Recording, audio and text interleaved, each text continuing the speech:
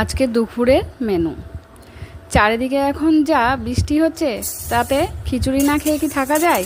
তো আজকে খুব মনটা খিচুড়ি খিচুড়ি করছিল, তাই ভাবলাম গোবিন্দবাড়ির মতন খিচুড়ি বানিয়ে নিই। তো মুগ ডালটা ভেজে ভালো করে ধুয়ে নিলাম। এদিকে গ্যাসে হাঁড়িতে জল বসিয়ে জলটা ফুটতে দিলাম। অন্যদিকে 200 গ্রাম গোবিন্দভোগ চাল ভালো করে ধুয়ে ভিজিয়ে রাখলাম। এদিকে হাঁড়ির জলটা আমার ফুটে গেছে, এর মধ্যে একটু নুন আর হলুদ দিয়ে ধুয়ে রাখা ডালটা দিয়ে নেড়ে চেড়ে ঢেকে দিলাম। ডালটা 50% সিদ্ধ হয়ে গেছে, এবার ধুয়ে রাখা চালটা দিয়ে দেব।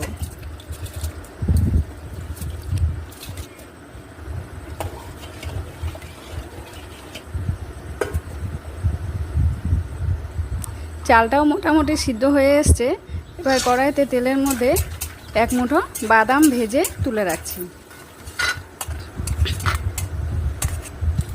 ওই তেলের মধ্যেই তেজপাতা, শুকনো লঙ্কা, গোটা গরম মশলা আর 5 ফোড়ন দিয়ে দিলাম।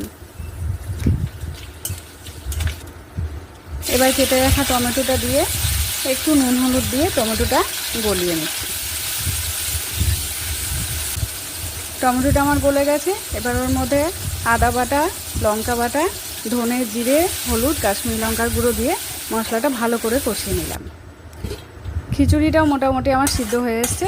এবার কষিয়ে রাখা মশলাটা দিয়ে ভালো করে নেড়ে নিলাম।